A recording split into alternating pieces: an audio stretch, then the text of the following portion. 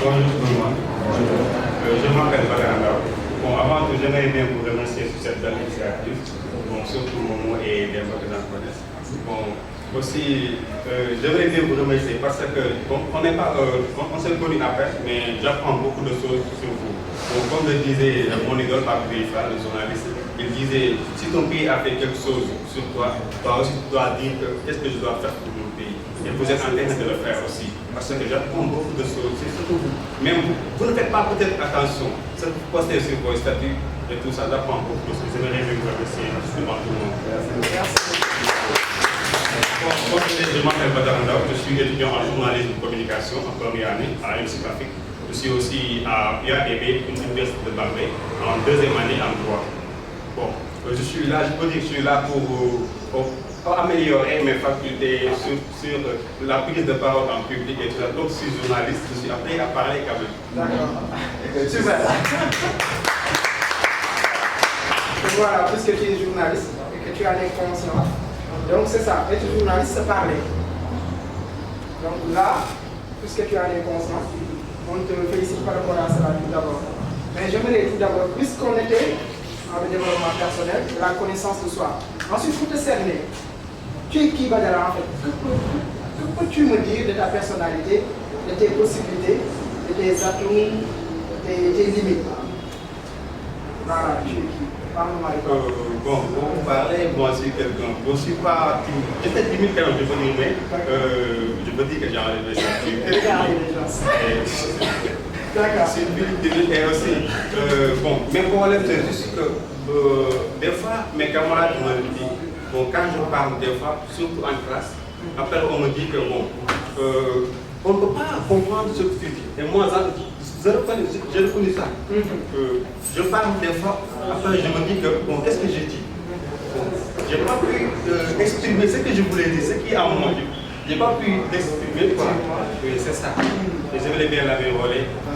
Ça, c'est un manque qu'il faut combler. Et c'est ça le développement personnel. Tu as les conscients, tu as dit que tu as un problème quand tu t'exprimes. Parfois les gens, on a du mal à te comprendre.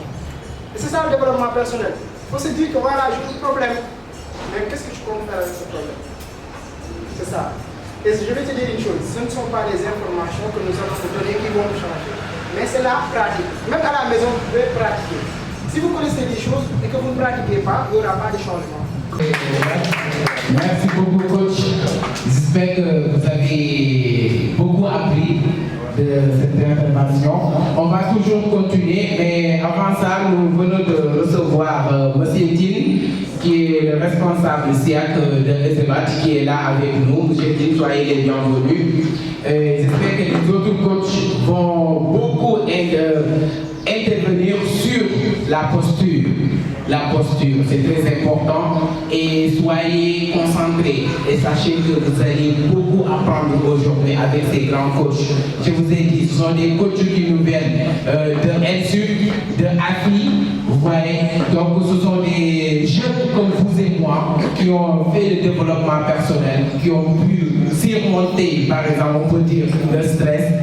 Donc ils sont là devant vous, vous étiez chanceux, je vais dire, d'être là aujourd'hui, parce qu'il y a beaucoup d'étudiants qui ont voulu cela et ne sont pas là aujourd'hui. Et je vous dis, les gens payent des millions pour aller assister à ces gens de cours. Mais eux, ce sont des entrepreneurs sociaux.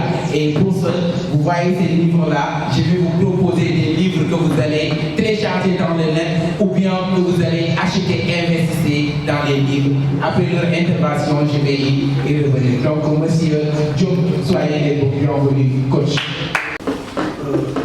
Je dirais que l'objectif, c'est de vous faire des personnes bien dans votre peau, afin que vous puissiez rayonner et devenir des personnes attirantes. Bonjour, je me nomme Ali Sidio, étudiant à AFI et je dirais apprenti coach développement personnel. Et aujourd'hui, on va parler de quelque chose d'important. Mais je vais vous demander la question. Est-ce l'intelligence? Oui. Que pensez-vous de l'intelligence? À mon avis, l'intelligence, c'est la capacité à analyser, à réfléchir et comment il est intelligent, comment il est doté d'intelligence, d'autant plus que nous sommes des humains et nous avons la raison. Merci. Mais vous ne l'avez pas entendu, hein? Ah, vraiment. C'est intéressant dans la mesure où on dit que l'intelligence, c'est l'art de, ça le pied de réfléchir. Ok. Aujourd'hui, on ne va pas parler d'intelligence ni de la capacité, mais de quelque chose de plus intéressant, quelque chose qui va vous permettre de comprendre et d'agir. La confiance en soi. Que pouvez-vous me dire de la confiance en soi? Vous, monsieur? Moi, je ne vais pas dire volontaire, mais c'est moi qui vais interroger. Parce que les gens qui sont volontaires, c'est parce qu'ils ont assez de confiance en soi. Hein? Alors, je vais interroger. Qu'est-ce que la confiance en soi? Selon moi, je pense que la compréhension, c'est savoir en souder, se connaître et aussi connaître qui on est. Au-delà de ça, savoir comment se comporter dans la société en fait. Ok, pas mal. Madame, est-ce que vous pouvez nous donner s'il vous plaît?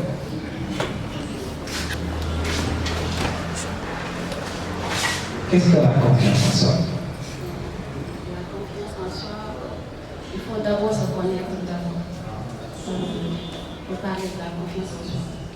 Se connaître davantage. Pas mal. Moi, je vous dirais que la confiance en soi est une force intérieure qui se révèle essentiellement en travers de nos actes. Et que chacun d'entre nous a, parce que c'est une force innée, mais que peu de gens savent exploiter. La confiance en soi se sème, se cultive, s'entretient et se partage. Et aujourd'hui, moi et vous allons faire cette épreuve afin que chacun de vous puisse avoir cette confiance en soi. Et que chacun de vous, quand il sortira de cette salle, pourra convaincre des milliers de personnes. Je vous ai tantôt dit que ça se sème, se cultive, s'entretient et se partage. Mais qu'est-ce qui nous permet d'avoir cette confiance en soi? Je vais poser encore une autre question. Qu'est-ce qui vous empêche d'avoir cette confiance en soi? Madame, pardon? Est-ce que vous pouvez venir, s'il vous plaît?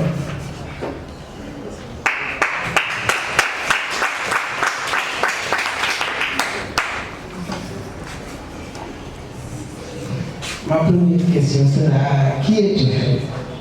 Bon, moi, c'est Aoulia Sow.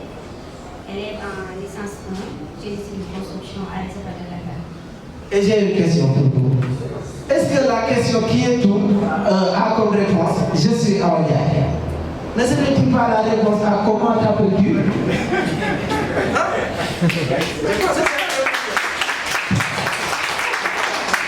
C'est la réponse à comment t'appelles-tu? Mais est-ce qu'on se connaît? Est-ce que l'individu se connaît?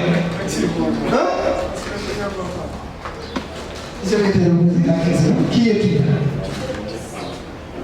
Moi, je suis une personne timide, une personne ambitieuse, bon, et surtout l'esprit de l'émotion. Je pense que cette fois-ci, elle a répondu. C'est ça qu'on appelle apprendre, c'est se ressouvenir. C'est ressouvenir. Hein? Alors, qu'est-ce qui t'empêche d'avoir cette confiance? Pourquoi t'es stressé? Non. Posture? C'est juste que parfois j'ai des doutes. Parfois j'ai des doutes sur moi-même. Regarde le film. C'est difficile de regarder le film parce que j'ai peur. Alors, on va regarder le film ensemble. Il y a ce qu'on appelle la méthode du MW. Voilà ça. Moi, tu penses que je regarde chacun dans le film? Non. Mais j'ai des points de repère. Et on va avoir ces points de repère ensemble. Il ne s'agira pas de regarder la dame, mais l'angle où se trouve la dame. Là-bas. Là-bas. Et ici. Allez, quand même, pas là. Alors, qu'est-ce qui t'empêche d'avoir cette confiance en soi? Parfois je peux dire, j'ai de très bonnes idées dans la tête. On continue toujours les questions. Tu regardes les gens, tu marches. Tu regardes les gens, tu marches. J'ai de très bonnes idées dans la tête. Ouais. Mais je me doute je doute parfois de les sentir. Quand je suis avec mes amis, je suis à l'aise parce que je les connais. Mais quand je suis avec quelqu'un d'autre, ou bien comme ici, par exemple, dans cette salle, je connais peu de personnes, mais je tremble en ce moment. Je le sens. Tu sais qu'est-ce qu'on dit en développement personnel? L'inconnu est souvent source de stress. Tout le monde a peur avant d'être ici. Même les meilleurs coachs, les meilleurs orateurs de ce monde ont peur sur scène. Mais c'est seulement la manière de vaincre cette peur. L'inconnu est souvent source de stress. Mais si on regarde les inconnus à travers des gens qu'on connaît, aussi on les regarde sans les regarder. Je t'ai donné tout à l'heure la méthode du MW. On va essayer une autre méthode, mais avec quelqu'un. Merci Awa. Ok. Qu'est-ce qui vous empêche d'avoir cette confiance en soi? Ne serait-il pas notre culture au Sénégal?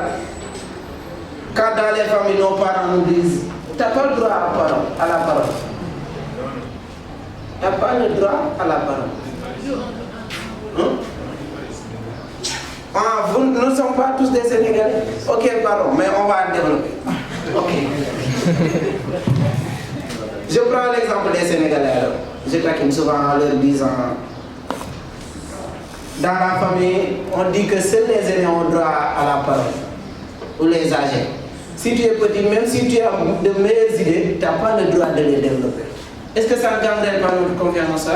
Si, parce qu'on peut avoir de meilleures idées que les mais qu'on n'a pas le droit de les extérioriser. D'autres points? Oui? Voilà. C'est ce qu'on appelle les parents normatifs négatifs. Parce qu'ils ne permettent pas à leurs enfants d'extérioriser ce qu'ils ressentent. Vous voyez? Ils oppressent leurs enfants. C'est ce qui crée même leur timidité. C'est ça. Voilà. Et on grandit avec cette manque de confiance en soi. Au Sénégal, quand on te dit, son tu es bien sapé. Au lieu de répondre merci, tu se permets de déprécier même l'objet en disant mon lit de Colomba là. Et pourtant, même si tu l'as acheté à Colomba, ça a de la valeur. Mais ils déprécient l'objet. Parce qu'ils n'ont pas cette confiance en eux. Et c'est ça. Je vais appeler quelqu'un d'autre et on va essayer l'exercice. Monsieur, vous, venez. Bonjour monsieur. Bonjour monsieur. C'est comment le nom? C'est la Messi. Et qui es-tu? Je suis avant tout un étudiant en sciences juridiques, en licence 3 à l'Université du Sénégal. Ne serait-il pas des compétences ou ton domaine d'action, d'activité? Qui es-tu en fait? En fait, avant tout, je veux dire, je suis une personne d'abord timide de par l'éducation que j'ai reçue. Avant tout, c'est parce que c'est mon grand-père qui m'a éduqué, mais il ne m'a pas donné l'occasion de bénéficier comme les autres petits-fils. Par exemple, c'était qu'il avec le grand-père. La manière de m'éduquer, c'est-à-dire, comme l'a dit tantôt, j'ai pas, par exemple, la parole, l'occasion de me défendre, même si on a commis sur moi du tort, mais il me dit que si c'était grand frère, bien des grands, bien des temps, tu n'as pas, tu m'adresses l'occasion à la parole parce que tu n'as jamais raisonnement de public. C'est pas bon.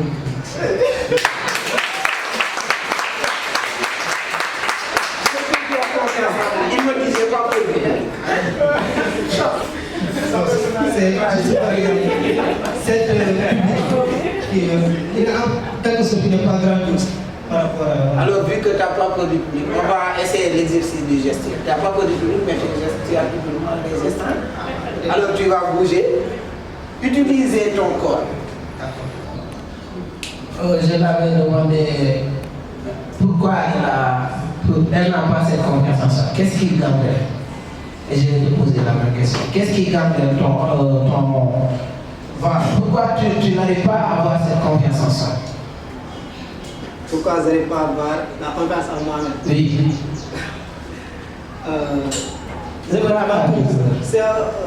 l'éducation par exemple qu'on a reçue. L'éducation qu'on a reçue, par exemple, parfois poser des blocages, des barrières par rapport à nous-mêmes. Mais en ce moment où je vous parle, je fais de mon mieux de dépasser ces barrières parce que je sais que dans ce monde où nous sommes, il faut savoir se valoriser, il faut savoir faire face aux atouts, aux barrières qui nous sont désarmées, par exemple par l'éducation, par la société dans laquelle nous vivons. Merci. Car l'échec n'est pas un échec. Je dis souvent que c'est un nouveau départ, mais avec de l'expérience acquise, car on sait qu'on ne va pas refaire les mêmes erreurs. Alors l'échec n'est pas de l'échec. Osez affronter vos peurs aussi. Deuxième conseil. Et même ce disait, je cite, la peur fait échouer plus de gens que n'importe quel fléau au monde. La peur fait échouer plus de gens que n'importe quel fléau. Vous savez, quelqu'un qui a des compétences et qui n'a pas la confiance en soi, il ressemble à quelqu'un qui a de l'or mais sous de la boue. Est-ce qu'on peut voir la valeur de l'or sous de la boue? Non. Il faut oser détruire cette carapace. Il faut oser détruire et aller à l'encontre de vos peurs. Dire que je peux le faire et je veux que nous répétions cette phrase. Je suis forte. Vous le disiez tous, je suis fort. Je suis fort. Je suis quelqu'un d'intelligent. Je suis quelqu'un d'intelligent. Et j'ai la capacité de réussir mes objectifs. Et j'ai la capacité de réussir mes objectifs. La détermination. La détermination. Le courage. Le courage. Je l'ai. Et je fonce tout droit. Et je fonce tout droit. Vous n'avez pas à avoir peur. Non, vous n'avez pas à avoir peur. Il faut avoir le courage d'oser et d'essayer. J'ai vu quelqu'un, je pense que j'essaierai de lire son statut. Il a dit quelque chose de très important.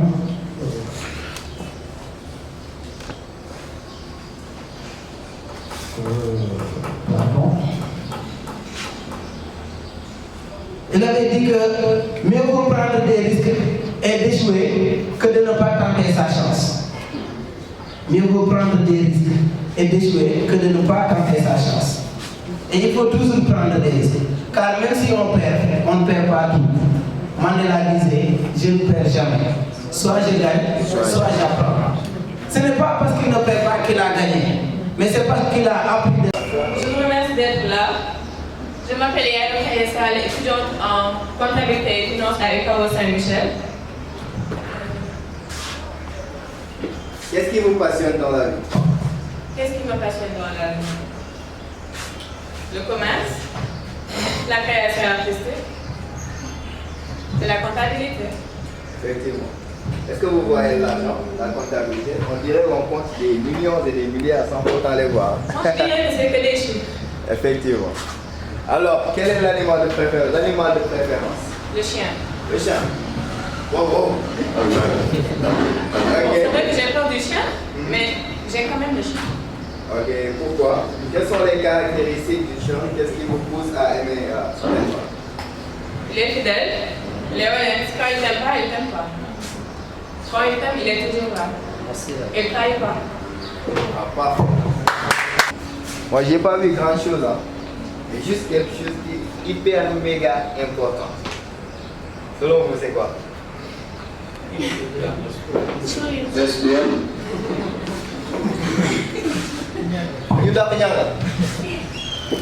Ça c'est important, hein? Il faut savoir sourire. Même si on est avec des Russes, il faut sourire. C'est important, donc ça nous permet de se vendre. Vous voyez un peu ce que je veux dire. Donc le sourire, ça attire le public. Et aussi c'est un élément clé pour les bonnes personnes, c'est-à-dire les grands orateurs. C'est le charisme qu'on recherche, ça fait partie. Vous voyez un peu. Donc ça, c'est un point nécessaire à travailler là-dessus. Même si on a notre propre caractère. Mais c'est là où on arrive à faire la différence entre les deux pays. La personne et la personnalité. La personne, on peut être, vous voyez Saner, peut-être vous connaissez Saner.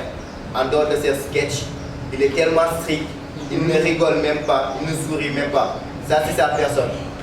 Mais sa personnalité, c'est une autre dimension. On passe tout notre temps à rigoler à cause de Saner. Donc, il faut faire la différence entre le milieu professionnel et le milieu personnel. Là, on est dans un milieu professionnel. Il faut savoir se vendre, mais aussi il faut savoir attirer le public en ayant le sourire.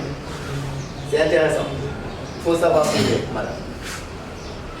Représente-toi avec le sourire. Charmez-moi, il faut essayer de me charmer. Oh, je suis beau, oui, c'est moi. Je suis là, je suis beau. Charmez-moi. Bonsoir. Ouais. Je vous remercie d'être là. Je m'appelle Yael Maya, étudiante en comptabilité et finance avec AO Saint-Michel. Je suis passionnée par le commerce, la création artistique et la comptabilité. Parfait. Ça vient. Maintenant, il y a le sourire. On commence à sentir le changement de l'expression du visage. C'est ce qu'on appelle l'expression du visage. Voyez un peu. Quelles sont les erreurs que vous avez eu à souligner? Mon très cher coach est là. Monsieur Moumoudouba, il y a aussi Pape Sen. Si vous avez des détails que vous avez eu à souligner aussi, nous sommes preneurs. Alors, à part le déplacement, surtout. Alors, vous pouvez y intervenir. Bonsoir tout le monde. Bonsoir. Je m'appelle Moumoud Basso, je suis étudiant en banque d'assurance et finance. Moi, j'ai juste remarqué qu'elle bouge trop. C'est juste la remarque que j'ai faite. Parfait. Vous l'avez si bien. Donc, ça permet un peu de canaliser le déplacement. Ça peut distraire. Ça peut changer l'objectif même ou bien la vision de vos propos. C'est-à-dire un débat qui est là et qui vous voit bouger tout le temps. Automatiquement, je ne vais plus prêter attention à ce que vous dites, mais plutôt à vos déplacements. Comme je l'ai tantôt dit, il y a la méthode des 3 pas. Vous voyez, on est là, tac, sur place on parle, tac, on est là, on parle, et tac, on termine. Et puis on revient. Et on est là, on parle, à la fin, c'est ennuyant, vous voyez un peu. Donc en tout cas, merci beaucoup. Applaudissez. L'animal qui vous attire en fait. Bonsoir à tous. Bonsoir. Moi je m'appelle Moussamba Achille. Pour ceux qui ne me connaissent pas, étudiant en R2 en logistique transport depuis l'année passée. Je suis de nationalité gabonaise. Et je remercie déjà les membres personnels de l'administration et des bâtiments qui sont ici. Et nos très chers frères et étudiants comme nous qui ont bien décidé d'initier ce programme-là pour nous instruire sur les postures, la confiance en soi et tout ce qui va avec pour le bon développement personnel et tout ce qui va avec en entreprise en fait. Donc du coup, pour ce qui est de mon animal préféré, je n'en ai pas de parti pris en fait. Étant moi-même fan de documentaires, donc j'aime tout ce qui concerne les animaux, je les aime. Mais en étant ici, je peux dire que je peux prendre le cas par exemple de la poule. La poule, en fait, c'est un animal très affectif. C'est une mère qui sait défendre ses enfants, qui sait couvrir, qui sait donner de l'affection. Donc c'est pour cela que à cette question, je vais essayer de chercher de prendre la poule. Et la troisième question, c'était? Oui, c'était déjà qu'est-ce qui vous passionne, l'animal? Concernant la passion, je dirais plus que c'est l'art artistique. Parce que, étant moi-même, mon père, c'était un prof d'art plastique, de dessin au Gabon. Et j'ai tellement affectionné ça. Et qui voulait même que je fasse de ça une profession. Mais bon, après, chacun a son appel en fait. Donc, du coup, c'est un peu ça, comme je disais. Moi, c'est Achille, pour ceux qui ne me connaissent pas. Mon animal préféré de ce moment, c'est la poule, parce que c'était un animal qui affectionne et qui aime bien ses enfants. Et ma passion, c'est de l'art, mais la vie a ses choix. C'était un peu ça. Donc pourquoi vous avez choisi aussi le transport logistique? Bon, j'ai eu à choisir ce métier de transport logistique, c'est parce que déjà, c'est au Gabon, le pays où je reviens, on a un peu des difficultés sur le mode du transport. Comme le transport routier par exemple. Il y a tellement de problèmes et de difficultés sur le transport routier que après mon bac, il y a eu tellement d'opportunités, ça chamboulait un peu dans ma tête et tout. Qu'est-ce qu'il fallait choisir? Est-ce la littérature? Parce que le droit, il y a beaucoup d'étudiants qui font plus de droit et tout. Donc je voulais un peu être un peu à part en fait. Donc du coup c'était un peu ça. Et voilà, j'ai fait des recherches sur le transport logistique. Et après, j'ai eu à comprendre certaines choses, comme le transport maritime par exemple. c'est un domaine très plaisant. Déjà, tu as la possibilité de travailler en mer, d'apprendre sur les navires, de faire, on va dire ça comment, de voir comment, parce qu'on entend plus parler d'importation et d'exportation, de toucher un peu du doigt, d'être un peu curieux. Donc ça a commencé un peu à susciter en moi de nombreuses questions que j'ai eu à choisir ça.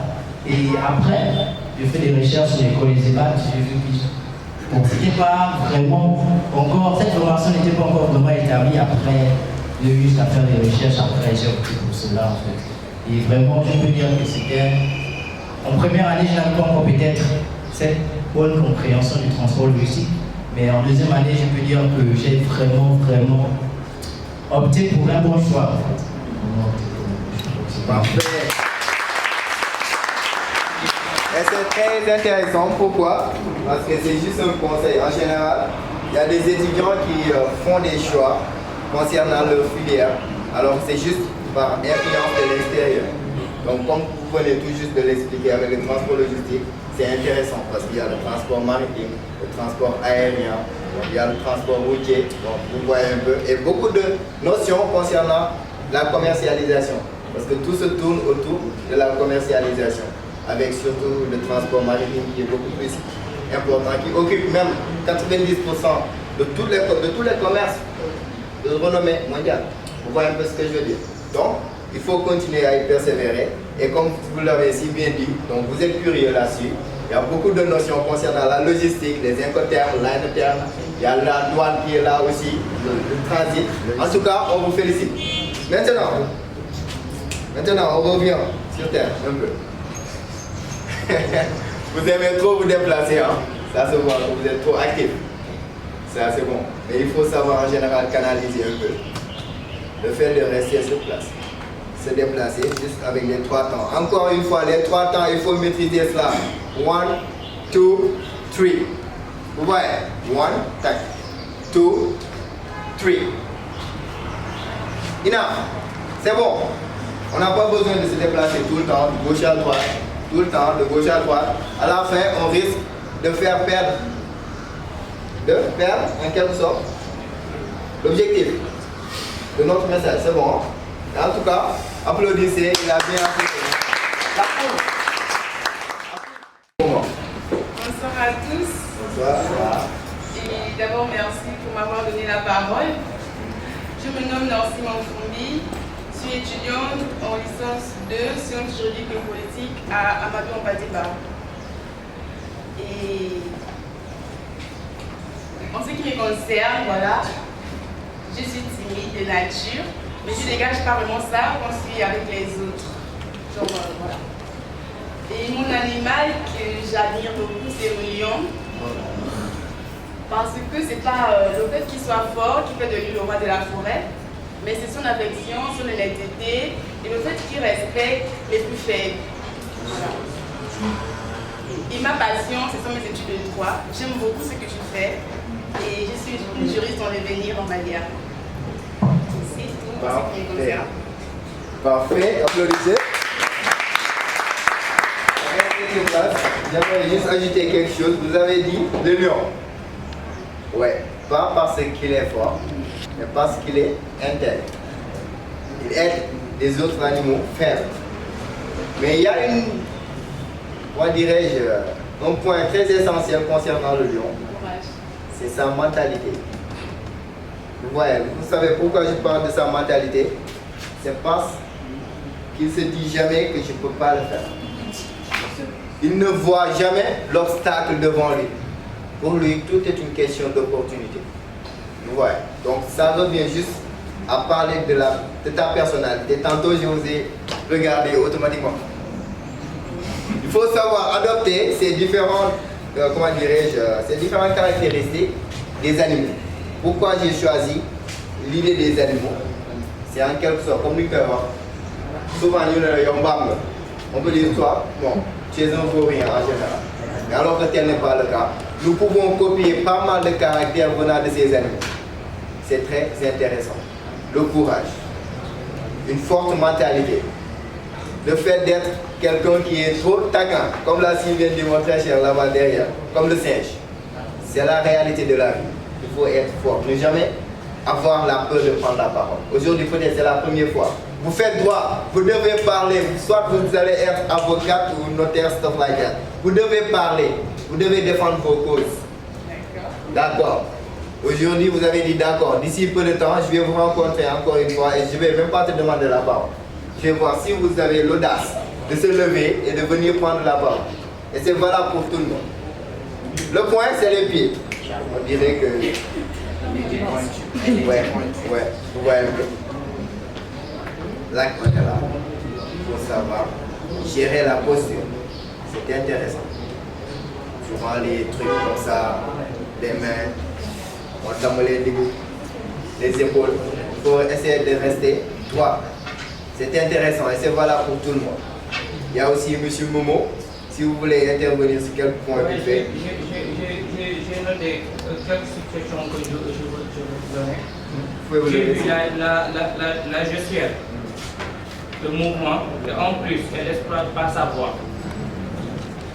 D'après ce dit, elle a toujours la trajectoire. Ouais, ce sont juste ces questions de... Surtout la voix. On utilise le micro. Mais il faut savoir travailler ça, c'est un travail au fait que vous pouvez faire à la maison ou bien ailleurs, à l'air libre.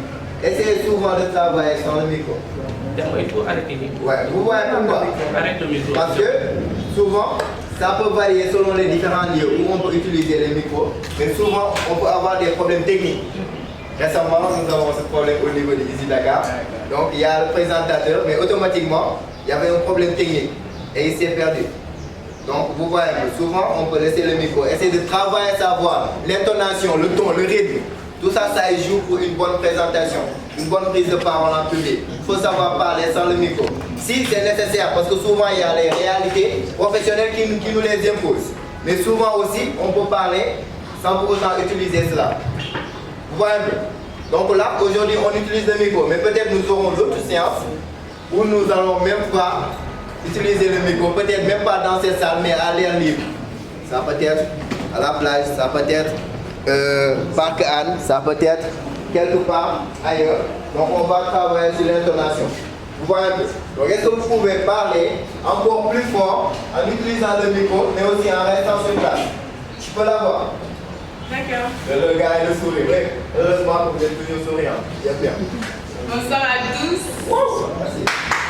Je suis Foumbi Norsi. Je suis étudiante en sciences juridiques et politiques en licence 2 à l'université Amadou Hampâté-Bâ. Je suis passionnée de mes études de droit parce que d'abord c'est mon rêve et j'aimerais le réaliser. Voilà. J'aimerais être avocate plus tard. Bon, avec le temps, je pourrais changer si possible. Mais toujours dans les études de droit. Et j'aime le lion comme animal parce qu'il est courageux, il est honnête et il a de l'affection pour les plus faibles. Toujours il y a les filles qui bougent un peu comme ça, on dirait qu'on est en train de danser, mais ça va passer en fait. Maintenant, en tout cas, merci beaucoup, merci. C'était un plaisir. Alors,